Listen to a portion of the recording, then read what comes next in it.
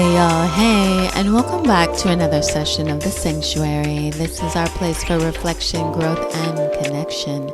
I'm your girl and guide, Mariah Miles, and I am so glad you're here with me today, celebrating the beauty of gratitude, but also acknowledging the feelings of heaviness and loneliness. That's what we've got in store today. So sit back, relax, it's time to tune in. Heaviness and loneliness are feelings many of us grapple with, especially in a world that often emphasizes hustle and achievement. In our fast-paced society, we're constantly bombarded with all these messages that encourage us to be more productive or outwardly successful, whatever that looks like to you or those that you know, which can really leave little room for things like vulnerability. This societal pressure can lead to a sense of isolation. Do you know what I mean when I say that? Like, have you seen it? We might feel like we have to put on a brave face even when we're struggling inside. And it feels essential just to kind of name that, to recognize that this is so many people's experience, right? Many are having these feelings, yet they often remain unspoken. Something about this silence can create almost a barrier to genuine connection. I'm envisioning it to be like some sort of protective force shield or just a force in itself, both with ourselves, but also with others. And of course, there's a bunch of research that shows that loneliness is on the rise, right? I think that they come out with an article every so often. Loneliness is on the rise. And it's impacting people across all demographics. In a time when we're supposed to be like the most connected through technology, but so many still feel so isolated. It just blows my mind. This paradox, it's particularly evident in social media, where we have these curated lives that often mask the reality of our experiences. And maybe that sounds super judgmental. Maybe that's just my judgment. Maybe I'm projecting my own loneliness. But I think I'm coming to terms with how loneliness, just like anxiety, is a part of the human experience. And like any other emotions, right, they're all part of the human experience. And all of our emotions are asking to be looked at. When an emotion comes up, it's there for a reason. Our cultural norms can really influence how we express our emotions. And so, how we discussed in last session, many communities, especially in the Black community, there can be a strong emphasis on resilience and strength. And sometimes it's at the expense of openly discussing our feelings in general, but also our feelings of loneliness or sadness. All emotions are created equal, but often are not embraced in the same way, often are not welcomed in the same way. I think this can lead to a sense of shame around vulnerability, which can definitely make it harder to reach out for support. But also maybe some shame around which emotion you can express, which ones feel safe. And when we don't allow ourselves to acknowledge our feelings of heaviness, it can create a disconnect between our true selves and the personas we present to the world. We might tell ourselves that we're okay, I'm good, even when our hearts are heavy. Have you ever done that? Maybe you're at the checkout line at the grocery store and they ask you the same question, like, hey, how are you? How's your day going? Like, do you really want to know? I think a lot of people just say, like, yeah, I'm good. Yeah, I'm okay. Oh, como si, como sa, so.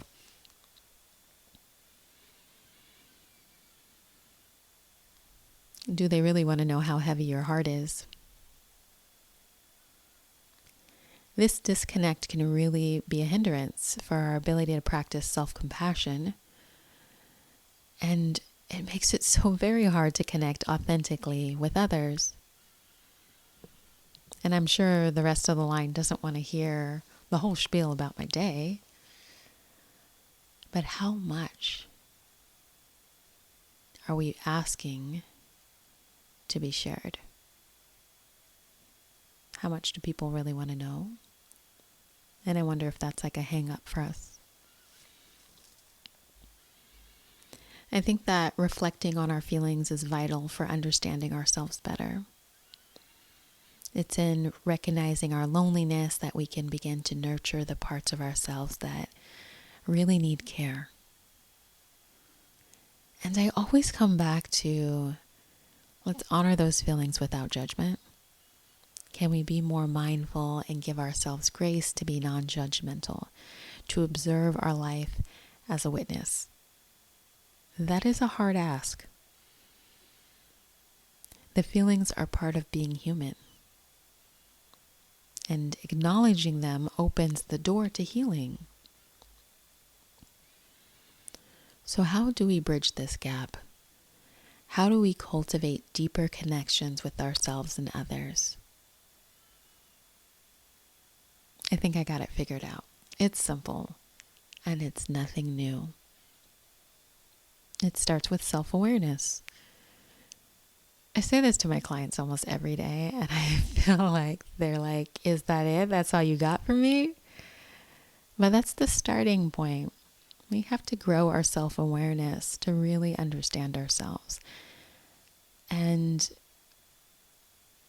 when we allow ourselves to look at things, when we allow ourselves to feel and process our emotions, we create a very strong foundation for honesty and openness in our relationships. Mainly because we're being honest and open with ourselves. If we keep lying to ourselves of how we're feeling, like, how can I connect with anybody else? Initiating conversations about feelings can really help normalize vulnerability, make it more mainstream. And when we share our experiences of loneliness or heaviness, it encourages others to do the same. We're modeling it. And if we have not been around healthy expression of feelings, we might not know where to begin, right? I mean, with my clients, I often am coaching parents in how to model this for their children. Because when we know better, we can do better. And that saying sometimes misses the mark for me because we're humans and we are never going to show up in perfection. But the intention is there. And if we can just keep coming back to the practice, because it is a practice, I think that's where we start. I think that's good enough humaning. It's about creating, I want to say it's about creating a safe space for connection where we can support one another without fear of judgment. And that is so hard. And so I wonder if there are places, spaces, people you feel more inclined to share your feelings with, to be vulnerable with. What's it feel like in their presence? Is there any judgment?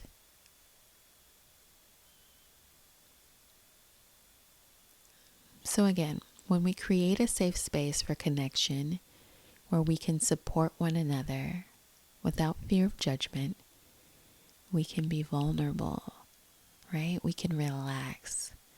We can be our true selves.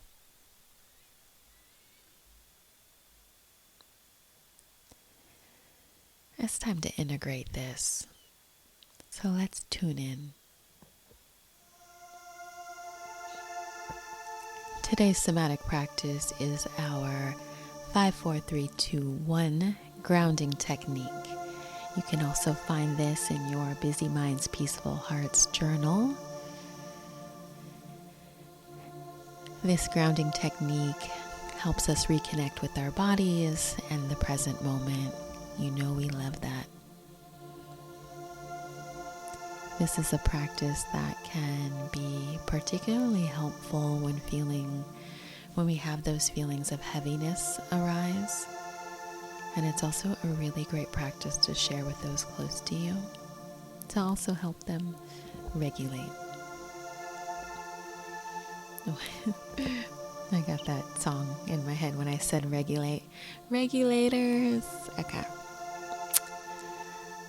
I don't know if y'all know, but I'm calling in from California, so you get it. And here's how this practice works. I will walk you through it, and then I will guide you through the actual practice. It'll go a little something like name 5 things that you see, 4 things that you can feel, 3 things that you can hear, 2 things that you can smell, and then 1 thing that you can taste. Okay? So let's try this together. I invite you to take a deep breath in through your nose, feeling your belly expand. And on the exhale, gently opening your mouth and feeling the weight of your belly as your navel sinks back towards your spine. And as you tune into the body and anything that comes up, just notice. I hope that you have found a comfortable seat or sitting down, laying down, standing position that feels right for you today. I invite you to connect with whatever is holding you up, whatever is supporting you. So if you're seated, tuning into what it feels like to be held in that way. If you're standing or lying down, noticing the weight of your body as it connects to the surface that supports you. Perhaps you wiggle your toes, press the edges of your feet into the ground, just noticing the sensations.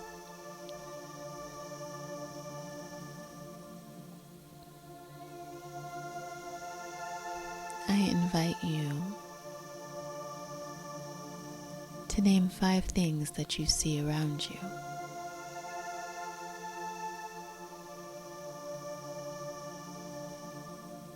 Identify 4 things that you can feel. Maybe it's the ground beneath you,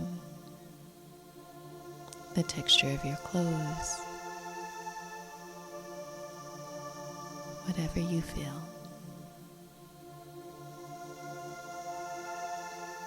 Acknowledge 3 things you can hear. Maybe it's the sound of your breath, the sound of my voice, the rain, the birds, whatever's in your space.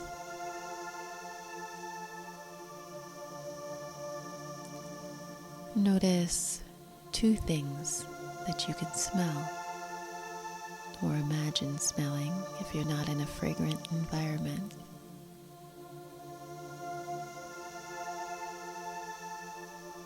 And finally, identifying 1 thing that you can taste. Maybe a sip of water or a lingering flavor.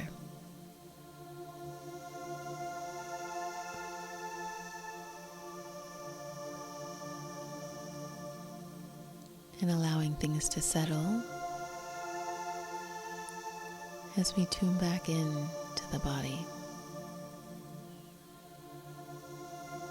the breath. What are you noticing now?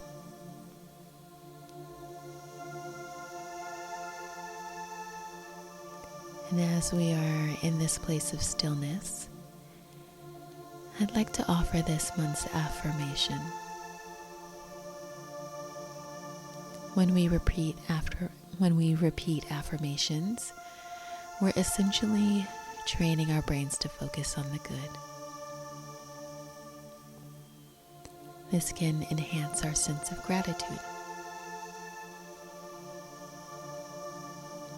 So this February's affirmation is, I am grateful for the abundance in my life, recognizing the gifts in each moment. And if you are open and willing, I'd love for you to say it with me. I am grateful for the abundance in my life, recognizing the gifts in each moment. Let's say it one more time.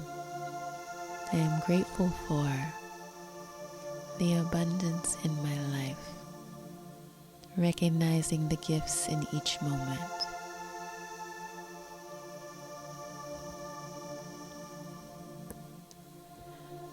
Remember, at any time in this session and our practice together, you can pause and write in your journal or just be still and reflect. It's always welcomed. And I'll be right here when you return.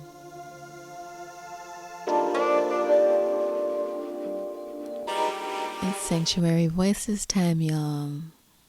This is the segment where we hear from you. Whether it's a reflection or insightful question, we're here for it all. Write in and share your thoughts and experiences. It really enriches our conversation. Today's Sanctuary Voice comes from Deidre. She says, I wanted to share my journey since my divorce. Overall, I've been feeling pretty good about the decision to end the marriage a few years back. It felt mutual. It's been empowering to lean into self-care and to focus on my well-being. I've started spending more time with friends and engaging in activities that bring me joy. However, I find myself in a bit of a complex situation. Sometimes I still connect with my ex-husband, and we even attend couples counseling to work through our past issues. It's interesting because despite not having children, we still share a bond that's hard to completely sever. While I feel positive about my choices, I can't shake this sense of loneliness that creeps in now and then. I'm not quite sure what to make of it. Am I holding on to something from my past? Is it normal to feel this way even when I'm actively taking care of myself? Additionally, I sometimes wonder if I should have had kids and if that's where this loneliness stems from.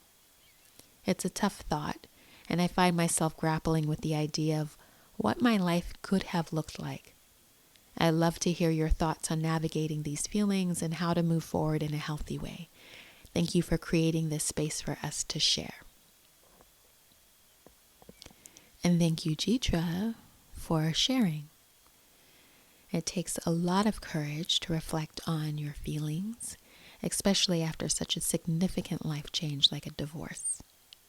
I'm glad to hear that you're leaning into self-care and finding empowerment in your choices.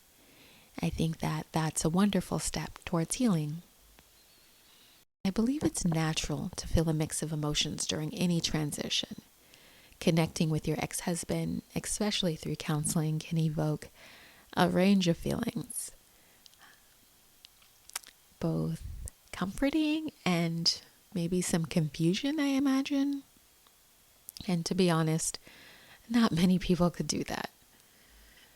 And just because the marriage has ended doesn't mean that the bond you shared disappeared overnight. And it sounds like you're really understanding that, you're living that, you're knowing that. And it's okay to navigate that space as you both work through your past together. I think our society often creates this illusion that just because the relationship is over, that those conflicts that you once had go away. And they don't.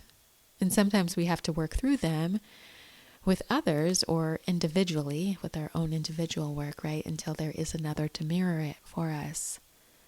And it sounds like you guys are giving each other a beautiful gift to continue to sit in whatever it was that was there that you wanted to process and grow from. Now, regarding your feelings of loneliness and the wonder about not having children, this is one of those profound contemplations. Many people grapple with the idea of what could have been, especially during significant life transitions, right? It's so common to reflect on family choices and wonder how they might have shaped who you are, shaped your life. That longing for children you speak of can definitely contribute to feelings of loneliness. That desire often ties into our sense of purpose and connection for some reason. And for some, I should say, not for everyone. I think it's important to acknowledge that feeling this way doesn't diminish the fulfillment you find in your current relationships and your self-care practices. But perhaps you're noticing the loss. Perhaps it's the loss of what could have been, right? Like those dreams and hopes that we have when things don't quite pan out the way that we had planned for it.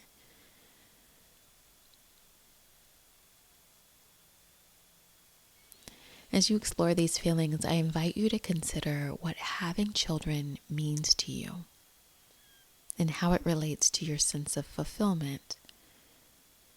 It might not be just about the desire for kids, but maybe it's something deeper. Perhaps about the deeper connections and maybe the legacy you wish to create, and I know you're not here, so I'm inferring a lot. Sometimes this sense of loss, this unmet need that we didn't even know we had, it might need space. Space to be grieved, space just to be, or just to take up space within you. I encourage you to honor these feelings without judgment. They're part of your healing process. There is no way around it. And many of us try to take a shortcut, but it ends up being a long cut because we're going to have to look at it at some point. We're going to have to feel it at some point. Reflecting on what brings you joy and connection in your life right now can definitely help illuminate that path forward. Is it reaching out to friends, diving into those hobbies, or perhaps just volunteering that creates connection for you? Finding ways to nurture connections that resonate with our values can help ease feelings of loneliness. And at times it might feel like a distraction, all that self-care and trying to connect with others, running around doing all these things might feel like a lot of work in itself. And we don't want it to be to the point of burnout. But something about creating meaningful connections, something about that's the key. It's not about the doing, but the connecting, the being present, the sense of being seen. And so I do encourage you to sit with the grief when it shows itself. Let it know that you see it, honor it as part of your human experience, honor it for what it is, and transition into another feeling, perhaps. And remember, it's okay to take your time in this process and to explore these thoughts and feelings deeply. grief is not linear, and you're definitely not alone in feeling this way. But it is a testament to your growth that you're seeking to understand it better. That self-awareness we talked about. So thank you so much, Deidre, for opening up and sharing your experience with us, your vulnerability, so that we too could reflect on this part of ourselves. Because we all got a little bit of Deidre in us. We see you, we honor you. And to all y'all, thank you for joining me in this exploration of gratitude, heaviness, and connection, all of it. Remember, it's okay to feel both gratitude and loneliness at the same time. We have many emotions. Each feeling is valid and part of our beautiful, messy human experience. Once again, thank you for being here on Apple Podcasts or YouTube with me. Don't forget to like and subscribe so you never miss a session here at the Sanctuary. Still welcoming your experience. I want to hear your sanctuary voice. What does healing look like for you, or whatever else you want to share? I'm here for it. You can connect at the Sanctuary with mariahmiles@gmail.com. All together, no spaces. Or head over to IG, that's at @my_Mariah. Until next time, embrace each breath and remember our bodies have this innate wisdom, the beautiful ability to heal itself. And we heal best in community. Peace, y'all.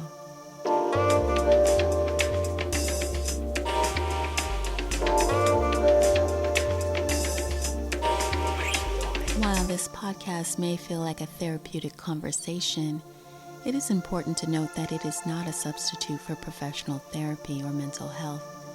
The information shared here is intended solely for educational purposes and should not be used as a replacement for personalized mental health care. Although I am a therapist, I'm not acting as your therapist in this setting. If you are in need of support, please reach out to a qualified mental health professional.